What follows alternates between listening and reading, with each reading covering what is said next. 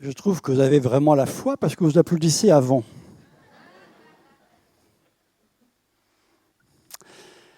C'est un vrai plaisir d'être avec vous ce matin. Quand Patrick Boudéen m'a téléphoné pour savoir si je pouvais me distraire de quelques jours de vacances pour venir vous voir, j'ai très vite accepté avec joie parce que c'est toujours un plaisir de partager la parole de Dieu avec mes frères et sœurs dans la foi. Et puis, j'ai eu le plaisir de revoir des visages que je connaissais depuis longtemps parmi vous. Et ça montre ceci, la bonté et la fidélité du Seigneur. Depuis des années que certains nous connaissons, et on peut dire le Seigneur est fidèle, il est bon. Et il nous accompagne en tout temps. Voilà, chers amis et internautes, j'aimerais partager avec vous un message ce matin qui me paraît être l'un des plus importants messages que j'ai partagés dans mon ministère. Sachant que le message est plus grand que le messager et que le Seigneur est plus grand que le message. Il ne faut jamais perdre cela de vue, quel que soit le prédicateur. Et ce message est important pour 3 raisons. La première raison, c'est qu'il est centré uniquement sur la personne de Jésus. Il est centré uniquement sur la personne de Jésus. La deuxième raison, c'est qu'il me semble être le gage de notre sécurité spirituelle présentement sur cette terre et pour l'éternité. Et je pèse mes mots. Et puis, la troisième raison, c'est que si nous retenons ce texte de l'Écriture, il nous garde des autres, des événements, quels qu'ils soient, et de nous-mêmes. Nous pouvons avoir quelques difficultés dans ce monde avec les autres. Jésus a dit « aimez-vous les uns les autres ». Avec les uns, c'est facile. Parfois, avec les autres, c'est un peu plus compliqué. Ça nous garde aussi des événements parce que les événements que nous vivons sont des événements eschatologiques. Ce n'est pas que ces choses arriveront, nous sommes déjà dedans. Et dans ces temps que nous vivons, nous avons besoin d'entendre ce texte de l'Écriture, de le mettre dans nos cœurs et de le vivre profondément. Et de nous-mêmes, parce que le plus grand ennemi de moi-même, c'est moi-même. Ma chair est faible, même si mon esprit est bien disposé. Paul disait, je voudrais faire le bien, mais le mal s'attache à moi. Qui me délivrera de cela? Gloire soit rendue à Jésus-Christ. Donc si je porte mes regards sur Jésus, je me garde aussi de moi-même. Et le texte que j'ai choisi pour vous de partager ce matin se trouve dans l'Épître aux Hébreux, au chapitre 12 et au verset 3 dans la version second. Je vais le lire lentement et si vous avez une Bible papier ou électronique, ne manquez pas de le souligner dans votre Bible et de retenir ce texte dans sa signification profonde. C'est seulement ça que j'aimerais que vous gardiez de ce culte, que vous gardiez présentement et chaque jour dans votre tête, dans votre cœur, ce texte de la parole de Dieu si important pour nous. Considérez, en effet, celui qui a supporté, c'est-à-dire Jésus-Christ, celui qui a supporté contre sa personne une telle opposition de la part des pécheurs, afin que vous ne vous lassiez point l'âme découragée. Le premier verbe qui est utilisé, c'est le verbe « considérer ». C'est un verbe qui mérite une explication parce qu'il prend sa racine dans l'exercice de l'astronome qui regarde attentivement le ciel pour en étudier les astres. Il le fait avec beaucoup de concentration, avec des moyens adaptés. Il y passe du temps, il est passionné par cette observation, il regarde attentivement le ciel pour découvrir la vie, le parcours des astres, et c'est un verbe qui s'applique ici à la personne de Jésus. Considérez Jésus comme l'astronome regarde les étoiles, Jésus étant dans la Bible dépeint comme l'étoile brillante du matin. Vous trouverez cela dans l'Apocalypse au chapitre 22. Cette étoile brillante du matin, c'est celle que nous appelons communément l'étoile du berger. Il y a une raison à cela, c'est que cette étoile est la première qui brille le soir quand la nuit commence à tomber, et c'est la dernière qui brille encore lorsque le jour se lève le matin. C'est-à-dire qu'elle marque le début et la fin d'un cycle, et les bergers, en Israël et ailleurs dans le monde entier, se fixaient sur cette étoile pour savoir quand est-ce qu'ils devaient faire rentrer les brebis dans la bergerie ou lorsqu'ils devaient les lâcher dans le pâturage. Lorsque l'étoile brillait dans le ciel, il fallait rentrer les brebis, et lorsque celles-ci cessaient de briller, le jour était là, il fallait lâcher les brebis dans les pâturages. Considérez Jésus comme un berger qui regarde les étoiles pour régler sa vie sur le modèle.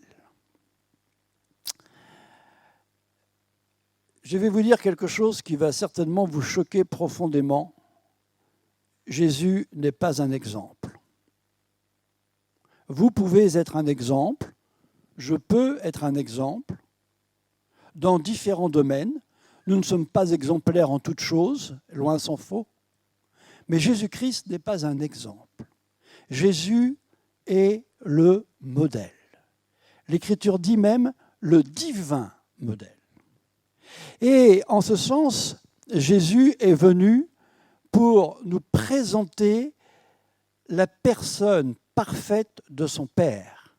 Jésus dit dans toute la parole de Dieu, dans les 4 évangiles, « Je ne suis pas venu de moi-même, je ne parle pas de moi-même, ce que je fais, c'est mon Père qui m'a demandé de le faire, etc., etc. » Et Jésus-Christ est le reflet du Père.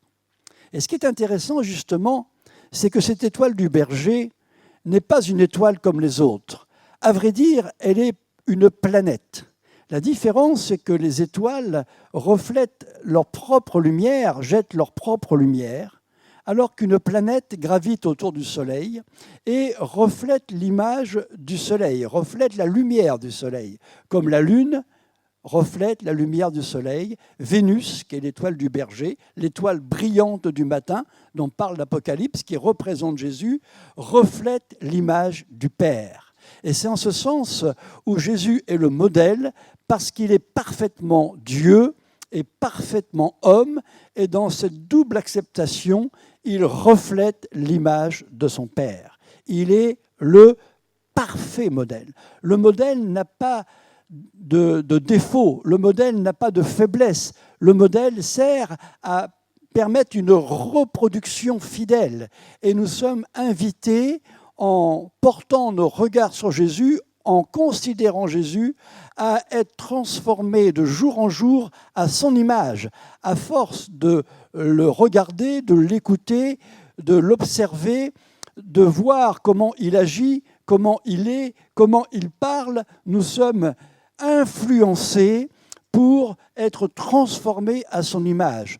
Lorsqu'on devient chrétien, lorsqu'on accepte Jésus comme Sauveur et Seigneur, on n'est pas arrivé au bout de notre chemin, mais on est au commencement d'un processus qui durera toute notre vie et qui s'achèvera en un clin d'œil quand le Seigneur ajoutera à notre perfection ce qui manquera encore dans sa gloire, mais jusqu'à ce moment glorieux où nous serons transformés définitivement à son image, nous avons à progresser dans notre vie chrétienne en portant notre regard sur Jésus, l'étoile brillante du matin.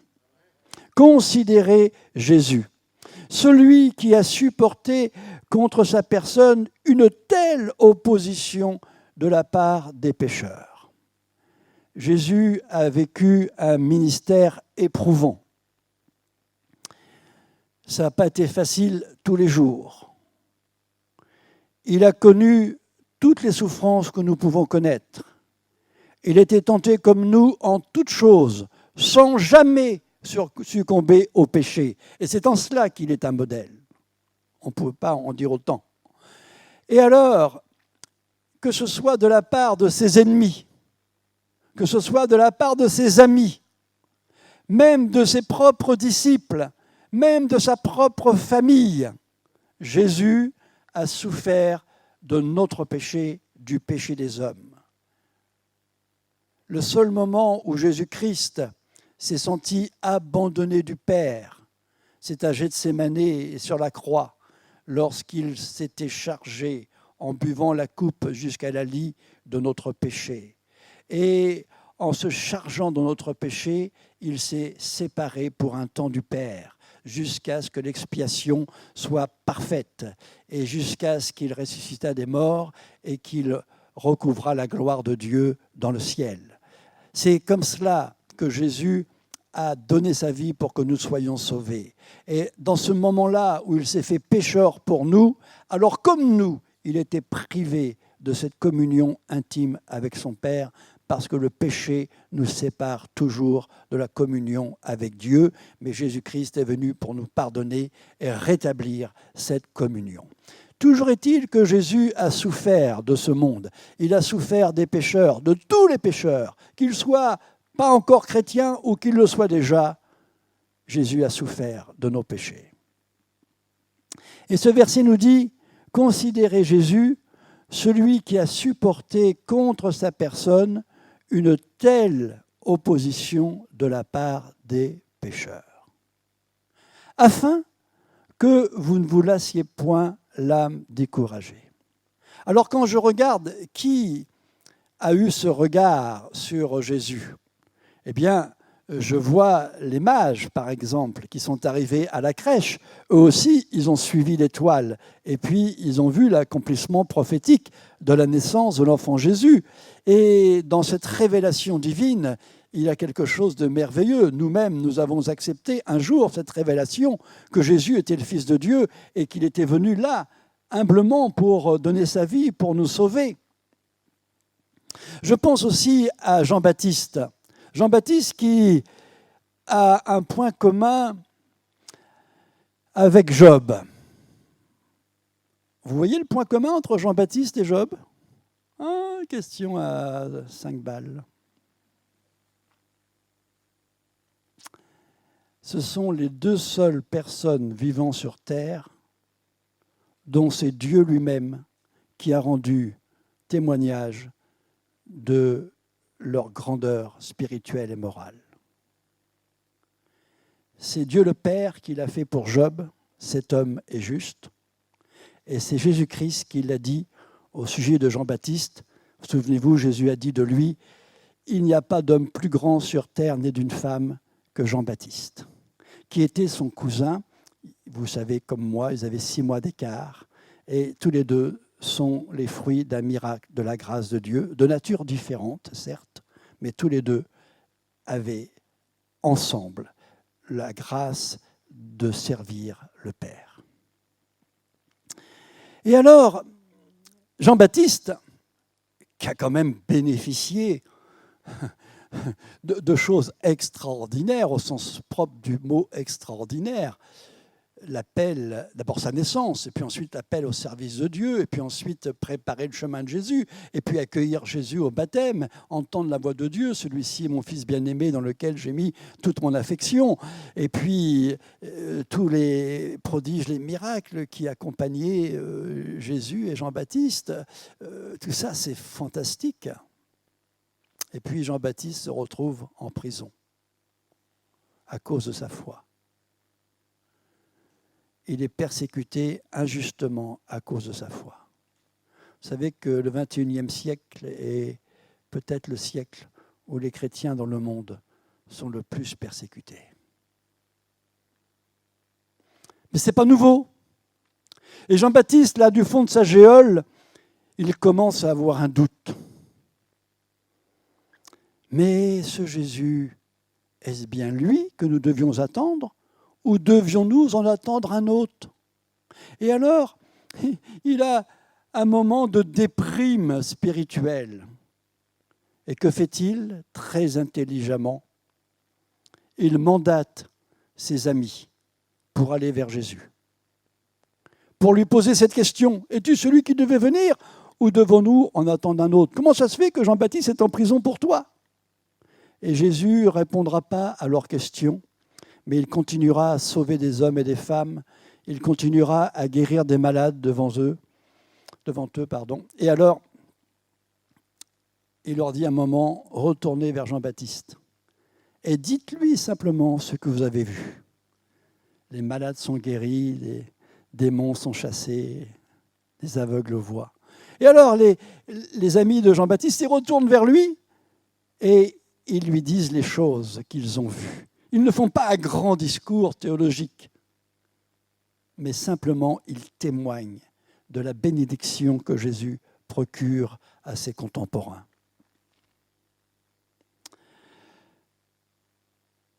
Je me reporte aussi à la croix. Et toutes les personnes qui étaient là à la croix regardaient, entre guillemets, ce spectacle de la crucifixion. Parce qu'en ce temps-là, la mise à mort d'un prisonnier était véritablement courue comme un spectacle. Et Jésus, qui a prononcé cette parole sur la croix,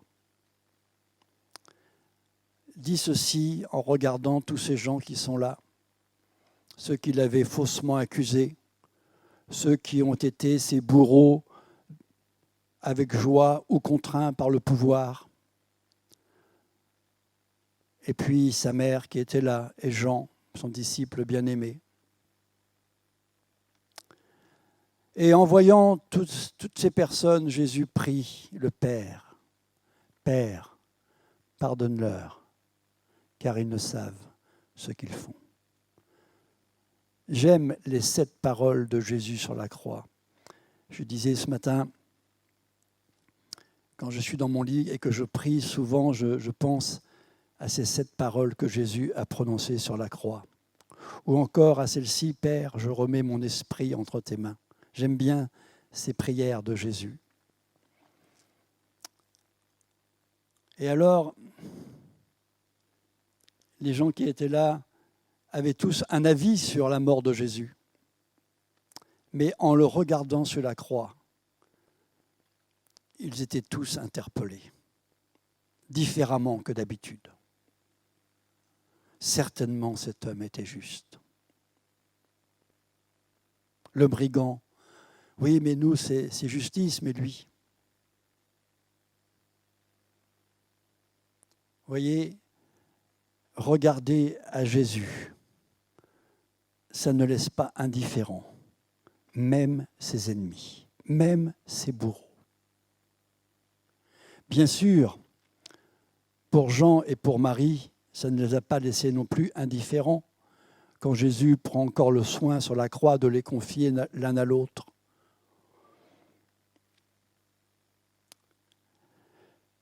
Afin que vous ne vous lassiez point l'âme découragée. Je ne sais pas si ça vous arrive d'être fatigué.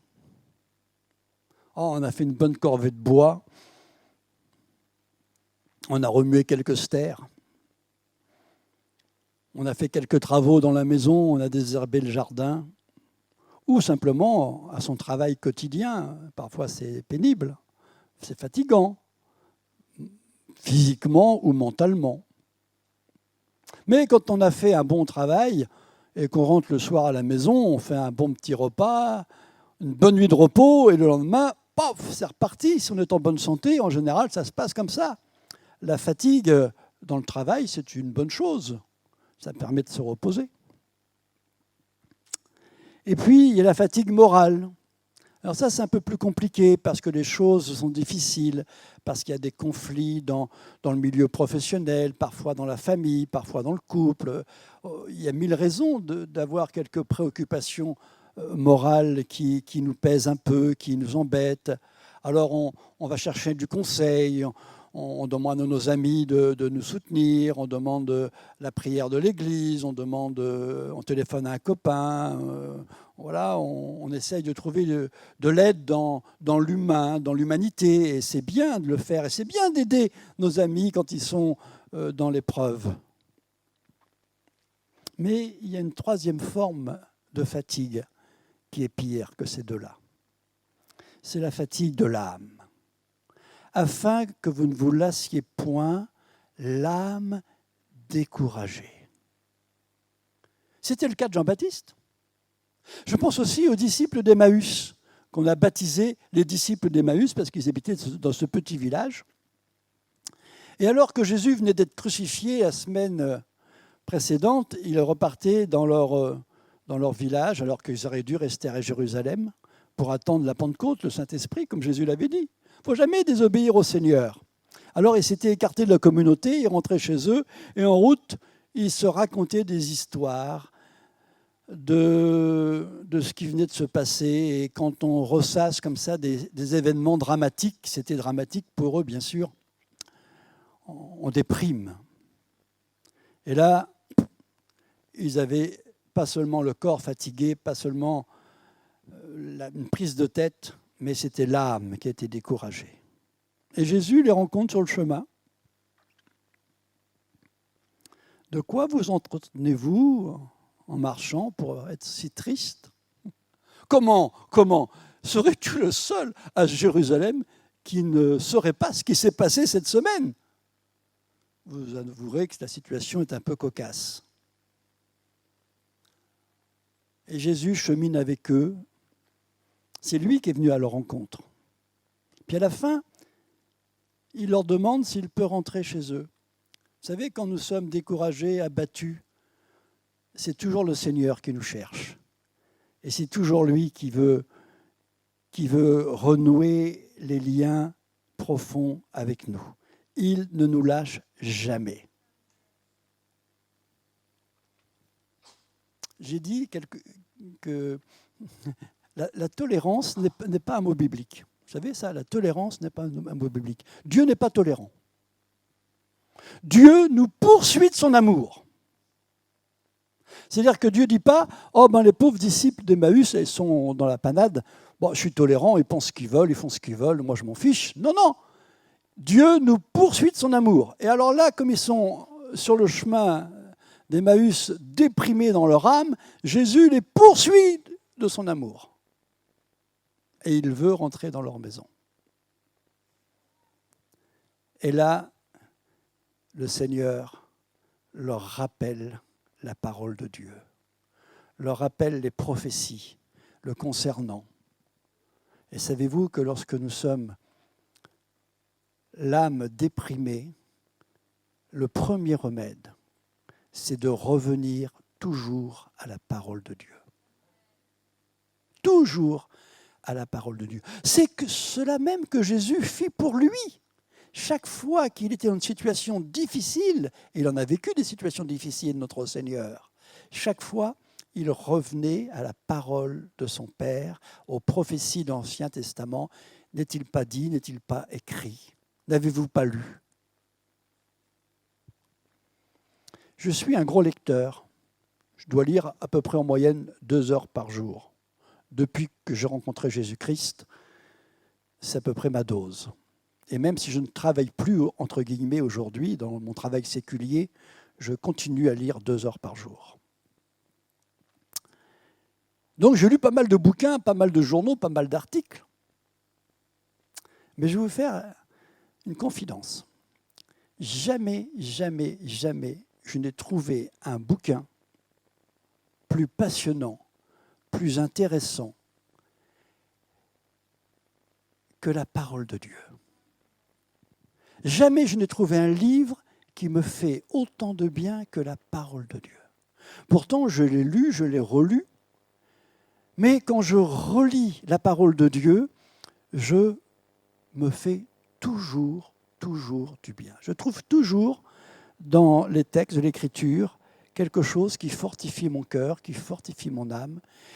J'ai lu d'excellents livres, j'ai rien contre les livres, mais ne mettez jamais aucun auteur au-dessus de l'auteur suprême, qui est notre Dieu, parce que la Bible, c'est la parole de Dieu. Alors Jésus, quand il rentre dans la maison des disciples d'Emmaüs, il leur explique la parole de Dieu. Et au fur et à mesure qu'il leur explique les prophéties qui le concernent, d'un seul coup, ils voient clair, ils comprennent, ils sont restaurés. La dépression spirituelle, c'est ce qu'il y a de pire pour un chrétien. J'ai plus envie de prier, j'ai plus envie de lire ma Bible, je ne sais même plus encore si je crois, je ne sais pas si Dieu ne m'a pas oublié, j'ai l'impression que le ciel est fermé, je suis vraiment à la ramasse. Si c'est votre cas, écoutez bien ces 3 conseils. Premier conseil, revenez à la parole de Dieu. Relisez la parole de Dieu. Ouvrez à nouveau les évangiles.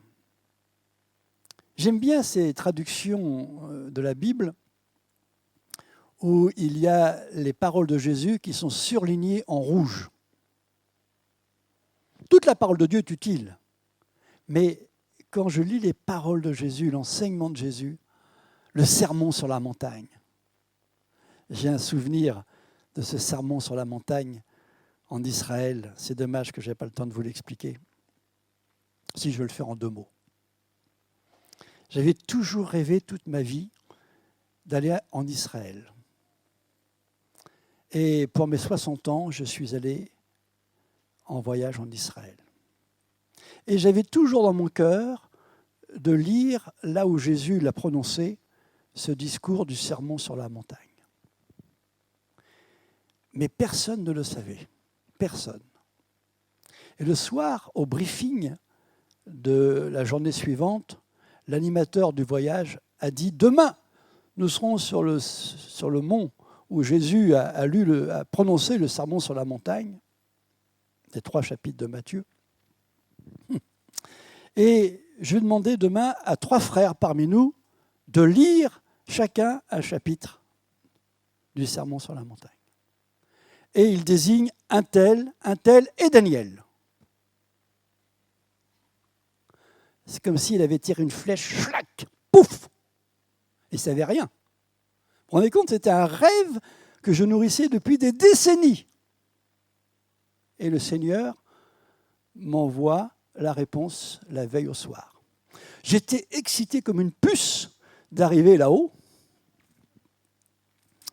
Et on se met dans une espèce d'aéropage, en face, la vallée, et on commence à lire ces 3 chapitres. Et au fur et à mesure que les 2 premiers lecteurs, moi j'étais le 3e, lisaient, dans mon cœur, le Seigneur me disait, ça, tu le fais. Mais ça, tu ne le fais pas. Ça oui, ça non, ça oui, ça. Et chaque injonction des 3 chapitres me parlait comme ça, directement à moi. Personne ne l'entendait, mais moi, là, je l'entendais. Et je me disais, alors ce qui est extraordinaire, ce n'était pas sur le ton d'un reproche, mais d'un espèce d'appel d'amour à aller plus loin dans cette relation et dans cette obéissance à la parole de Dieu. Et je me disais, mais quand je vais lire moi-même devant les autres le dernier chapitre, je me lève, j'avance, exactement pareil. Pendant que je lisais, tout le monde entendait la même chose, mais moi j'entendais ça, ça tu le fais, ça tu le fais pas, ça c'est... J'ai jamais lu la parole de Dieu comme ça. Et maintenant, quand je relis ces 3 passages, ces 3 chapitres, Je vérifie, je fais l'inventaire. Où est-ce que t'en es? C'est pas encore parfait, hein? Vous essayerez, vous verrez. C'est un bon exercice. Revenir à la lecture de la parole de Dieu et se laisser interpeller par les paroles de Jésus. C'est cela, considérer Jésus, le regarder avec attention, voir dans son visage, voir dans son expression, est-ce qu'il est d'accord avec nous? Ou plutôt, est-ce que nous sommes d'accord avec lui? Est-ce que nous marchons comme il aimerait que nous marchions? Est-ce que nous vivons ce que nous devons vivre? Est-ce que nous sommes ce que nous devons être? C'est au regard de ce modèle, et de ce modèle seul, que nous pouvons avoir une référence. Vous savez, la fatigue spirituelle, on appelle ça l'acédie. Je suis déprimé, je suis spirituellement déprimé, je suis assédieux. C'est une expression qu'on utilise rarement. Je crois que même pas dans la médecine on l'utilise, n'est-ce pas Serge? Mais dans la version Septante de la Bible, la version hébraïque, qui se trouve d'ailleurs maintenant en langue grecque, on trouve pour la première fois ce mot assédie dans ce sens spirituel. Et ça évoque la faiblesse et la fatigue ou l'angoisse. Et le verset le plus significatif se trouve dans le psaume 119 au verset 28. Et là, il est écrit « Mon âme s'est endormie à cause de l'acédie. Mon âme s'est endormie à cause d'une dépression spirituelle. » Alors pourquoi je dis que c'est un texte et un verset et un message important pour nous aujourd'hui? Parce que le monde dans lequel nous vivons est un monde qui capte notre attention tous les jours avec une influence considérable de messages, d'information ou de désinformation, de manipulation, que sais-je. Mais si nous regardons à Jésus, nous avons l'étoile brillante du matin, nous avons la boussole, nous avons le modèle, nous avons la référence. Et dans ce monde-là, c'est précieux parce que ce qu'on nous propose aujourd'hui est bien souvent contraire à toute la parole de Dieu. J'en parlais avec des amis ce matin, après le premier culte. Quand on me parle de l'Europe judéo-chrétienne, j'ai honte quand on dit ça. L'Europe n'est pas du tout, aujourd'hui, au XXIe siècle, judéo-chrétienne. L'Europe est entrée dans un paganisme épouvantable. On parle d'une culture qui n'existe même plus aujourd'hui. Demandez à un enfant dans la rue qui est Jésus. Il vous demandera dans quelle équipe de foot joue-t-il? Non, ce n'est pas une blague. C'est vrai. Quand j'étais gamin, il n'y avait que 2 garçons qui n'allaient pas catéchisme sur une classe de 40. J'en faisais partie. Maintenant, dans une classe de 40, il y en a 2 qui y vont. Donc, ils ne savent même plus qui est Jésus. C'est clair. Il n'y a même plus cette culture-là. Donc, il y a du travail dans l'évangélisation. Et alors, non seulement nous avons besoin de regarder à Jésus parce que le monde est ce qu'il est, mais aussi parce que si nous prenons la référence religieuse, nous sommes dans un monde de confusion. Chacun aujourd'hui picore dans ses croyances, fait sa petite religion personnelle et croit que c'est suffisant. Et puis à côté de ça, il y a l'apostasie qui s'installe de plus en plus dans le monde religieux et notamment chrétien et dans toutes les dénominations. Il ne faut pas montrer du doigt plutôt une dénomination qu'une autre. Je ne citerai pas d'exemple ce matin. Je n'ai pas de puissance contre la vérité, mais pour la vérité. Mais c'est un fait. Nous sommes entrés dans des temps de confusion et d'apostasie. Et si je ne regarde pas à Jésus, je ne sais plus qui est mon modèle. Je ne sais plus qui croire. Je ne sais plus à qui faire confiance. Parce que je suis influencé par cette masse d'informations qui captivent mon cerveau au profit du marketing et des vendeurs.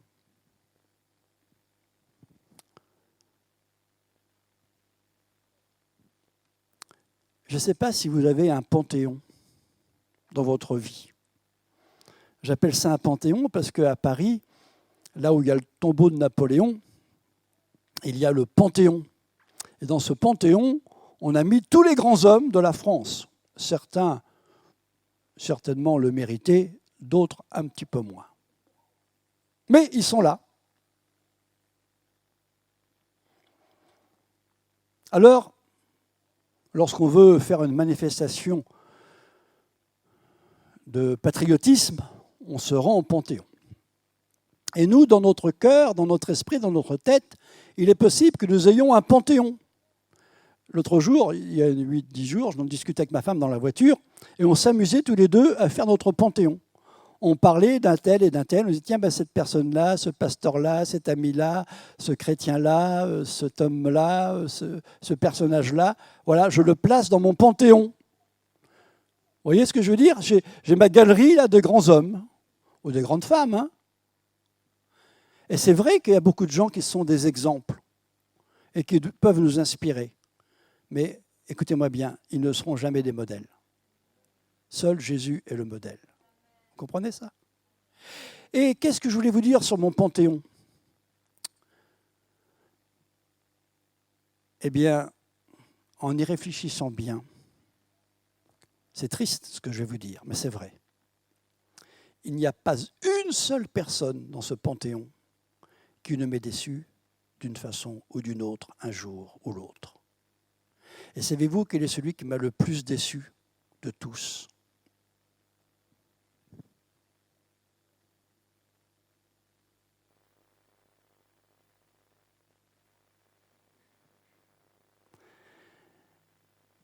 L'Écriture nous dit, n'ayons pas de nous-mêmes une trop haute opinion en nous trompant par de faux raisonnements. Que celui qui est debout prenne garde de tomber. Paul dit, je ne fais pas le bien que je voudrais faire et je fais le mal que je ne voudrais pas faire. Qui me délivrera de ce corps mortel ? Gloire soit rendue au modèle, à Jésus-Christ. C'est lui qui peut nous affranchir et nous restaurer. C'est pourquoi, lorsque nous prenons la Sainte Seine, nous sommes invités à nous examiner nous-mêmes, à demander pardon au Seigneur et de prendre ensuite, parce qu'il nous pardonne dans sa bonté, de prendre le repas qu'il a dressé pour nous.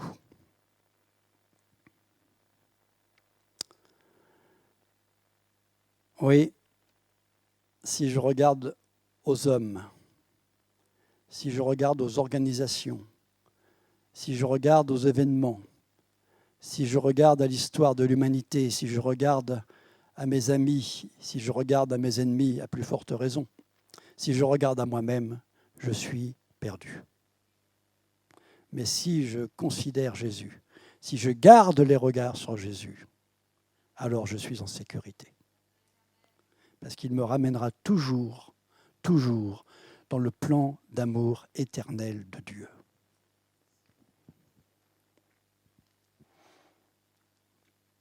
Comment regarder à Jésus ? J'ai déjà cité le retour à la lecture de la parole de Dieu. Nous, chrétiens, nous devons nous nourrir comme quelque chose d'indispensable pour notre âme de la parole de Dieu, comme chaque jour nous nourrissons notre corps des aliments de cette terre pour que notre corps vive. Eh bien, de la même façon, j'ai faim et j'ai soif de me nourrir de ta parole. La deuxième, nous l'avons déjà aussi évoquée, c'est la prière au Père. Jésus qui prie dans les moments les plus sombres de sa vie, notamment à Gethsémane. Et dans les moments les plus terribles qui l'atteignent à cause de mon péché, la seule façon de rester dans le droit fil de sa vocation, c'est de regarder vers son Père. Et je vous ai dit que Jésus, c'est le reflet du Père. Quand je regarde Jésus, je vois le Père. Et la troisième façon, c'est le retour à la communion fraternelle. Le retour à la maison du Père. Le fils prodigue, vous vous rappelez du fils prodigue? Il faut qu'il revienne à la maison du Père. Les disciples d'Emmaüs, il faut qu'ils retournent à Jérusalem. Revenir au corps de Christ. On a été privés pendant des mois d'être ensemble à cause de ce fichu Covid. Mais vous sentez combien il est bon de saluer son frère, sa sœur, de prendre soin de lui, de se sentir aimé d'elle ou de lui et d'elle. Vous sentez comme il est bon, même si on ne peut pas encore le faire physiquement, d'avoir une grosse accolade d'amour. C'est pas encore.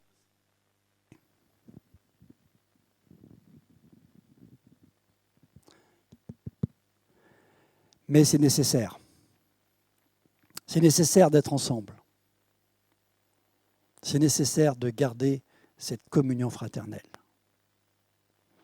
Je lisais cette semaine le rapport de Porte Ouverte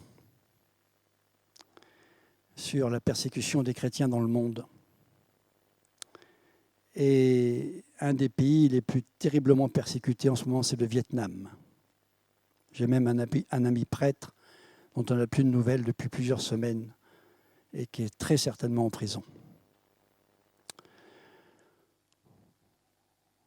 Oui, il n'y a jamais eu autant de persécutions qu'au XXIe siècle des chrétiens. En 2 ans, on a multiplié par 3 le nombre d'églises agressées dans le monde. Donc, si je veux garder la foi jusqu'au bout, si je veux tenir ferme dans ces temps que nous vivons, la seule façon de le faire, c'est de lire la parole de Dieu, de prier notre Père au nom de Jésus et de garder la communion fraternelle si précieuse, parce que nous avons besoin de cela. Et figurez-vous qu'au Vietnam, pendant que l'Église officielle est décimée, qu'on détruit les communautés physiques et matérielles, l'Église de maison a été multipliée par 10 en quelques années. Les gens se rassemblent clandestinement pour prier, pour louer. Et l'évangélisation authentique n'a jamais été aussi brillante, aussi faste dans toutes les communautés qu'aujourd'hui dans ces églises de maison. Le diable fait toujours une œuvre qui le trompe. Mais si nous regardons à Jésus, nous resterons fidèles jusqu'au bout. Et l'Écriture nous dit que dans ces temps où nous sommes, ce qui est bon, c'est de persévérer. Je disais ce matin, ça fait bientôt 60 ans que je suis chrétien et je n'ai jamais regretté d'avoir accepté Jésus comme Sauveur et Seigneur. Et je suis toujours aussi enthousiaste pour le Seigneur. J'ai toujours autant envie d'aller le rencontrer. Je suis toujours rempli du même espoir que le meilleur est devant, parce que lui, il a un plan qui s'accomplira de toute façon pour nos vies. C'est ça, regarder à Jésus. C'est ça, regarder à lui. Et ce n'est pas moi qu'il faut applaudir, vous savez, c'est lui qu'il faut applaudir. C'est lui qu'il faut applaudir. Il est tellement bon, tellement fidèle.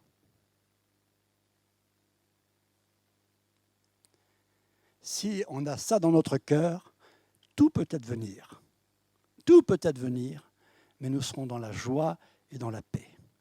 Est-ce que nous attendons Jésus dans la crainte, dans l'angoisse, ou dans l'espérance et dans la joie? Ça, c'est la bonne question. Considérez Jésus, qui a supporté contre sa personne une telle opposition de la part des pécheurs, afin que vous ne vous lassiez point l'âme découragée. Le Seigneur veut que notre âme soit vivante, en bonne santé, joyeuse, remplie d'espérance, remplie de foi, remplie d'envie de partager cette bonne nouvelle avec nos contemporains. Parce que ça, c'est le grand ordre de Jésus, la grande commission de Jésus. C'est que nous soyons tous des témoins. 80% des gens qui se convertissent suite à un témoignage personnel. Mais écoutez bien ce que je vais vous dire. Seuls 5% des chrétiens témoignent régulièrement. Vous imaginez si tous les chrétiens se mettaient à témoigner de leur foi? Quand je sors de chez moi le matin, je ne sors jamais sans un évangile de Jean dans ma poche. Et encore cette semaine, j'ai pu en offrir un à une personne. C'est ça, notre espérance, c'est de partager l'amour de Dieu, la bonne nouvelle de l'Évangile, parce que Jésus est venu pour cela. Et si je regarde à lui, je sais combien son ambition, son ministère, sa vie, son sacrifice étaient entièrement tournés vers l'évangélisation, le salut des âmes. C'est tout ce qui nous intéresse. Le reste, c'est la littérature. Que le Seigneur nous bénisse. Amen. Merci Seigneur pour ces moments, ta présence. Que ta paix, ta joie, ta grâce nous remplissent abondamment chaque jour et que nous puissions demeurer fidèlement attachés à ta personne, à ta parole, à ton modèle, que vraiment nous regardions à toi et à toi seul, car nous ne serons jamais déçus en fixant nos regards sur toi, l'étoile brillante du matin, l'alpha et l'oméga, celui qui nous a préparé une place glorieuse dans le ciel. Merci Père, au nom de Jésus, pour ces instants de ta présence. Amen.